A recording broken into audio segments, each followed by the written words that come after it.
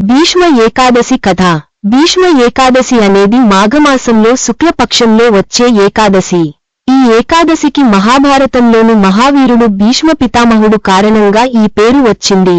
పాండవ, కౌరవ యుద్ధంలో భీష్ముడు అస్త్రశస్త్రాల వల్ల గాయపడి సరసయ్యపై పడి ఉండి తనకు ఇష్టమైన సమయంలోనే దేహత్యాగం చేయాలనే వరంతో జీవిస్తూ ఉన్నాడు. ఆ సమయంలో పాండవులు ఆయన వద్దకు వెళ్లి ధర్మం, భక్తి, మోక్షం గురించి ప్రశ్నలు అడిగారు. అప్పుడు భీష్ముడు ఇలా చెప్పాడు: యుధిష్ఠిరా, నేను నా జీవితంలో ఏకాదశి వ్రతాన్ని పూర్తిగా పాటించలేకపోయాను. అందుకే నాకు ఇంతటి బాధ కలిగింది.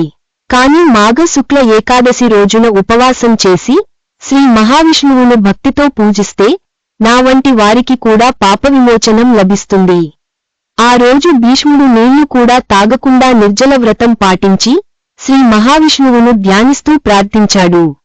ఆ వ్రత ప్రభావంతో ఆయనకు పాపక్షయం కలిగి పరమపదం లభించింది. అప్పటినుంచి ఈ ఏకాదశి భీష్మ ఏకాదశిగా ప్రసిద్ధి చెందింది. భీష్మ ఏకాదశి మహిమ. ఈ రోజున ఏకాదశి వ్రతం చేస్తే అనేక జన్మల పాపాలు నశిస్తాయి. భీష్ముడు స్వయంగా ఈ వ్రతాన్ని ప్రశంసించాడు. వృద్ధులు, అనారోగ్యంతో ఉన్నవారు కూడా మనస్ఫూర్తిగా భక్తితో పూజ చేస్తే ఫలితం లభిస్తుంది. ముఖ్యంగా మోక్ష ప్రాప్తికి ఈ వ్రతం శ్రేష్టమైనదిగా చెప్పబడింది.